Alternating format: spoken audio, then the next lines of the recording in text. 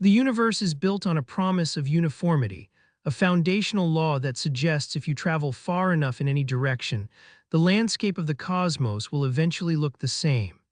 Astronomers call this the cosmological principle, the idea that on a large enough scale matter is distributed evenly like a fine mist stretching across an infinite void. For decades, this principle has been the bedrock of modern physics, allowing us to calculate the age of the stars, the expansion of space, and the very origins of time itself. But deep in the distant reaches of the observable universe, something exists that should be impossible, a structure so vast it threatens to pull the thread that holds our entire understanding of reality together. It began with a flicker of light from the edge of the known world, a high-energy eruption known as a gamma-ray burst. These bursts are the most violent events in the universe, the dying gasps of massive stars collapsing into black holes or the cataclysmic collisions of neutron stars. They release more energy in a few seconds than our sun will emit in its entire 10 billion-year lifetime. Because they are so bright, they act as cosmic lighthouses, illuminating the most distant corners of space and allowing astronomers to map the invisible scaffolding of the universe. By tracking where these bursts occur, scientists can see where matter is concentrated in the early epochs of time. In 2013, a team of researchers began plotting the locations of these bursts to create a three-dimensional map of the distant cosmos. They expected to see a random, scattered distribution, a chaotic spray of light consistent with a smooth and uniform universe. Instead, they found a concentration of energy that defied logic. In one specific direction, spanning the constellations of Hercules and Corona Borealis, there was an overwhelming cluster of gamma-ray bursts. They weren't just close to one another in the sky, they were physically linked across a distance that the human mind is not designed to comprehend. This structure is now known as the Hercules-Corona Borealis Great Wall. It is a cosmic filament, a dense concentration of galaxies, gas, and dark matter that stretches across 10 billion light-years of space. To put that into perspective, the observable universe is roughly 93 billion light-years wide. This single structure accounts for more than 10% of the diameter of everything that exists. It is so large that light itself, traveling at 186,000 miles per second, would take 10 billion years to cross from one end to the other. The problem with a structure of this magnitude is not just its size, but what that size implies about the history of the universe. According to the standard model of cosmology, the universe began as a nearly perfect, hot, dense soup of particles.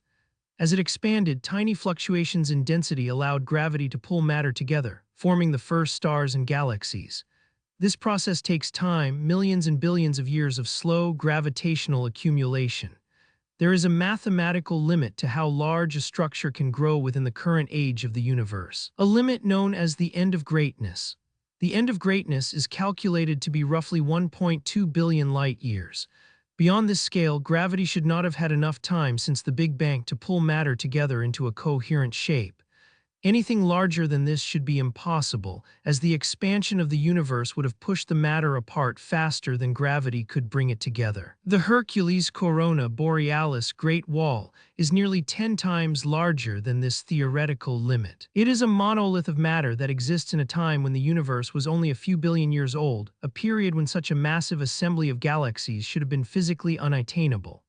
When astronomers first analyzed the data, they searched for errors, convinced that the cluster was a statistical fluke or an observational bias. They looked for atmospheric interference, equipment glitches, or miscalculations in distance. But the more they looked, the more the structure solidified. The gamma-ray bursts were not just a coincidence. They were markers for a massive underlying web of galaxies that had somehow formed in total defiance of the laws of cosmic evolution. The wall was real, and its existence suggested that our fundamental assumptions about the birth of the cosmos might be wrong. If the cosmological principle is flawed, then the very foundation of the Big Bang theory begins to shake. Our models of the universe rely on the idea that gravity is the primary architect of large-scale structures. But if a structure 10 billion light-years long can form in a relatively young universe, it implies that there are forces or mechanisms at play that we have yet to discover. It suggests that the early universe was not the smooth, uniform mist we imagined, but a place of extreme, unexplained clumping where matter was funneled into massive corridors by a process we do not understand. Some theorists have proposed that this Great Wall is a remnant of the inflationary period, a fraction of a second after the Big Bang when the universe expanded at a rate faster than light.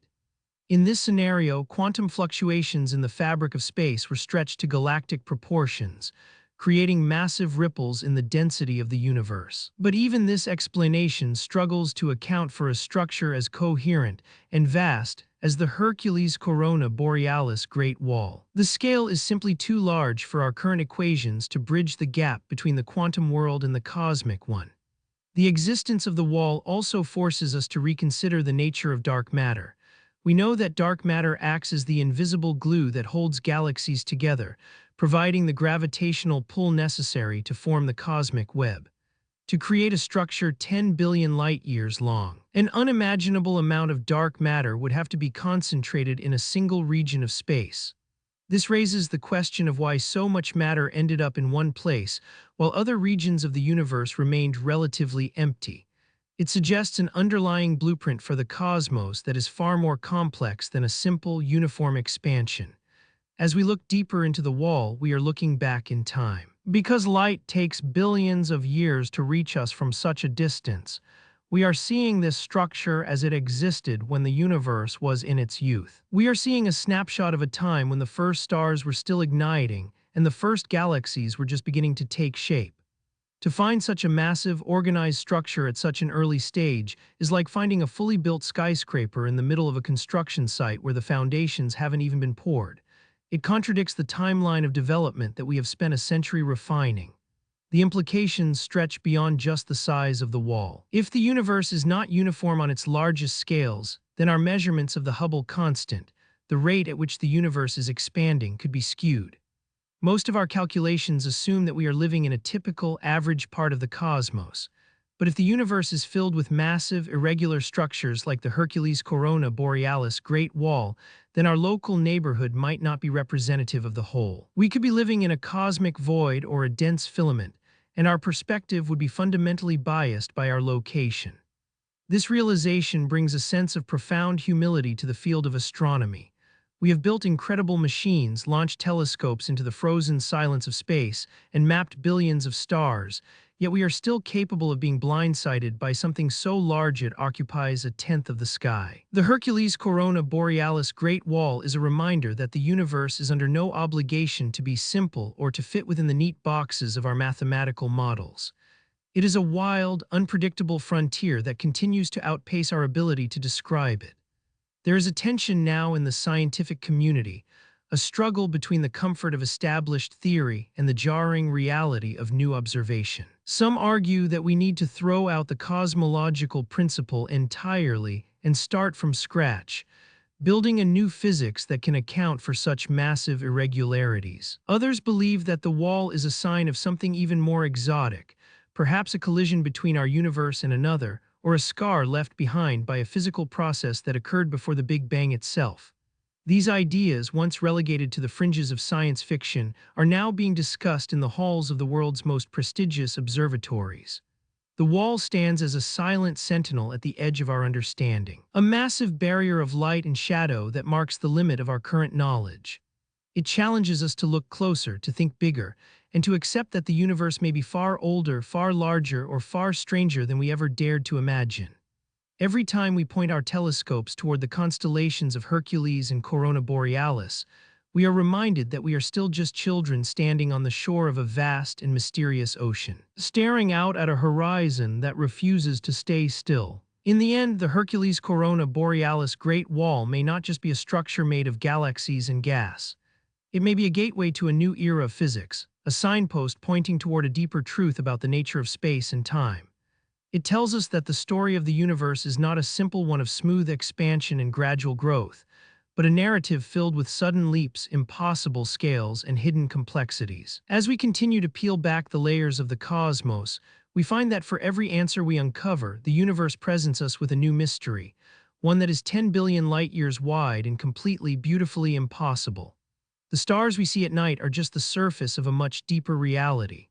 Beneath the familiar patterns of the constellations lies a hidden architecture, a web of matter so vast that it dwarfs everything we have ever known. We live in a universe that defies our logic, a place where the impossible is not only possible, but is written into the very fabric of the sky. The Great Wall remains there, stretching across the dark, a silent testament to the fact that no matter how much we learn, the cosmos will always have the capacity to leave us in awe, staring up at the infinite, wondering what else is out there waiting to be found.